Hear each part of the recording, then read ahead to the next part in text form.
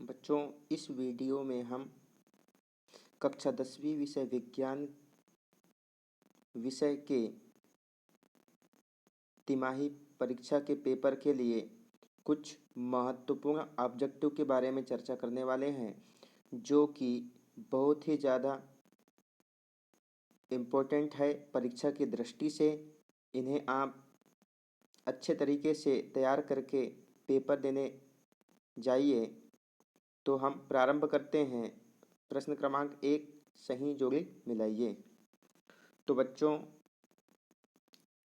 इसमें दिया है 2 कॉलम दिया गया है। कॉलम अ, उसमें दिया गया है ऊष्मा का अवशोषण, नेफ्रॉन, उत्तल दर्पण, अभिसारी दर्पण, वर्ण विक्षेपण, निकट दृष्टि दोष, ब्लीचिंग पाउडर और बुझा हुआ चूना। और दूसरे कॉलम में दिया गया है बच्चों CaOH का whole twice means calcium hydroxide, ऊष्मा शोषी अभिक्रिया, वृक्क की संरचना, पश्च दृश्य दर्पण, अवतल दर्पण, त्रिभुजाकार प्रिज्म, अवतल लेंस और CaOCl2। तो बच्चों, हम सही जोड़ी को मिलाने की कोशिश कर रहे हैं।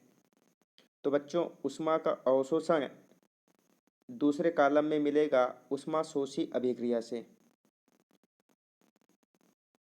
ऊष्मा शोषी ऐसी अभिक्रिया जिसमें ऊष्मा का अवशोषण होता है, ऊष्मा शोषी अभिक्रिया कहलाती है। तथा ऐसी अभिक्रिया जिसमें ऊष्मा का उत्सर्जन होता है, ऊष्मा शोषी अभिक्रिया कहलाती है।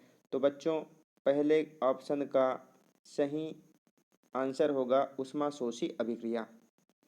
दूसरा दिया हुआ नेफ्रॉन। बच्चों, नेफ्रॉन वृक्क की संरचना को नेफ्रॉन कहा जाता है।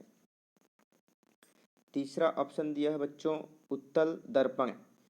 बच्चों, उत्तल दर्पण का इस्तेमाल पश्च दृश्य दर्पण अर्थात वाहन में साइड मिरर के रूप में किया जाता है।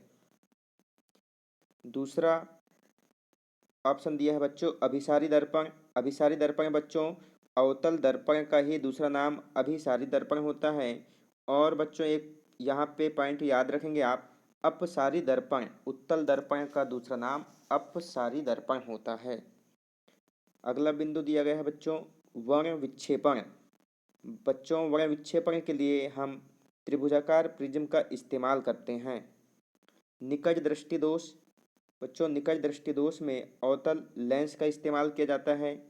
ब्लीचिंग पाउडर बच्चों विरंजक चूर्ण अर्थात CaOCl2, जिसे बच्चों हम कैल्शियम हाइपोक्लोराइट, जिसका रासायनिक नाम होता है कैल्शियम हाइपोक्लोराइट के रूप में जानते हैं। तो ब्लीचिंग पाउडर मिलेगा बच्चों CaOCl2 के साथ में। और बच्चों बुझा हुआ चूना का जो फार्मूला होता है वो होता है CaOH का होल ट्वाइस कैल्शियम हाइड्रोक्साइड। अब हम अगले बिंदु की ओर चलते हैं बच्चों। इसका आप स्क्रीनशॉट ले लीजिए और अच्छे से आपको तैयार कर लेना है। अब हम अगले प्रश्न की ओर चलते हैं बच्चों। एक शब्द या एक वाक्य में उत्तर दीजिए। तो बच्चों, पहला प्रश्न दिया गया है जब किसी यौगिक से ऑक्सीजन संयुक्त होती है तब यह अभिक्रिया क्या कहलाती है। बच्चों, इस प्रश्न का सही जवाब होगा कि जब किसी यौगिक से ऑक्सीजन संयुक्त होती है तब यह अभिक्रिया ऑक्सीकरण अभिक्रिया कहलाती है। ऑक्सीकरण अभिक्रिया जब किसी यौगिक से या किसी तत्व से ऑक्सीजन संयुक्त होती है तो यह अभिक्रिया ऑक्सीकरण अभिक्रिया कहलाती है। बच्चों, इसे आपको अच्छे से याद रख लेना है क्योंकि ये परीक्षा में बहुत अधिक पूछे जाते हैं। दूसरा प्रश्न बच्चों CaOCl2 का प्रचलित नाम क्या है। बच्चों, यह प्रश्न अभी सही जोड़ी में भी आया था। तो इस प्रश्न का जवाब होगा CaOCl2 का प्रचलित नाम होता है बच्चों ब्लीचिंग पाउडर। Bleaching powder.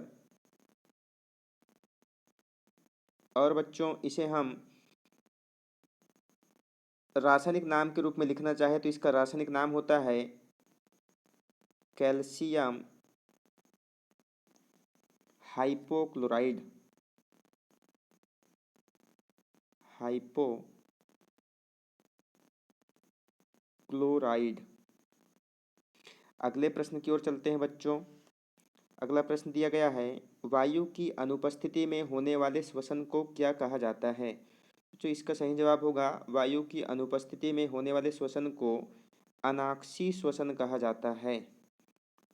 वायु की अनुपस्थिति में होने वाले श्वसन को अनाक्षी श्वसन कहा जाता है। अनाक्षी श्वसन। अगला प्रश्न देखते हैं बच्चों। लेंस की क्षमता का सूत्र तथा मात्रक लिखिए। जो इसका सही जवाब होगा, लेंस की क्षमता का सूत्र होता है बच्चों power is equal to 1/f। बच्चों f का मतलब होता है यहाँ पे फोकस दूरी, और इसका मात्रक होता है बच्चों डायोप्टर, या हम कह सकते हैं डाईऑप्टर। डायोप्टर इसका मात्रा, डायोप्टर मात्रक होता है लेंस की क्षमता का। अगले प्रश्न की ओर चलते हैं बच्चों। अंतरिक्ष यात्रियों को आकाश कैसा दिखाई देता है? इसका सही जवाब होगा बच्चों, अंतरिक्ष यात्रियों को आकाश काला दिखाई देता है। जब अंतरिक्ष यात्री अंतरिक्ष की यात्रा करने के लिए जाते हैं तो अंतरिक्ष में वायुमंडल की अनुपस्थिति के कारण, याद रखना है बच्चों, वायुमंडल की अनुपस्थिति के कारण अंतरिक्ष यात्रियों को जो अंतरिक्ष है वह काला दिखाई देता है। अगला प्रश्न है बच्चों, नेत्र के किस भाग पर वस्तुओं के प्रतिबिंब बनते हैं? तो बच्चों इसका सही जवाब होगा रेटिना। रेटिना पर, नेत्र के रेटिना वाले भाग पर वस्तुओं के प्रतिबिंब बनते हैं। बच्चों रेटिना का ही दूसरा नाम होता है दृष्टिपटल। दृष्टिपटल भी कहते हैं। अगला प्रश्न है बच्चों, अम्ल एवं क्षार की अभिक्रिया से क्या बनता है? तो बच्चों इसका सही जवाब होगा अम्ल और क्षार की अभिक्रिया से, अम्ल प्लस क्षार की अभिक्रिया से लवण प्लस जल बनता है। तो हम लिखेंगे कि अम्ल और क्षार की अभिक्रिया से लवण बनता है। उदाहरण के रूप में बच्चों आप ले सकते हैं किसी अम्ल को, जैसे कि हाइड्रोक्लोरिक अम्ल प्लस क्षार के रूप में आप सोडियम हाइड्रोक्साइड को ले सकते हैं। तो जब अभिक्रिया होगी बच्चों इनके बीच में, तो सोडियम और क्लोरीन आपस में अभिक्रिया करके सोडियम क्लोराइड बना लेंगे, और इस अम्ल का हाइड्रोजन और क्षार का हाइड्रोक्सी समूह मिलकर के H2O मीन्स जल का निर्माण कर लेते हैं। और बच्चों बना हुआ जो NaCl है वह एक लवण है। तो इस तरह से हम कह सकते हैं कि अम्ल एवं क्षार की अभिक्रिया से लवण बनता है। बच्चों सभी प्रश्न बहुत ही ज़्यादा इम्पोर्टेंट है, इन्हें आपको अच्छे से तैयार करके जाना है। धन्यवाद।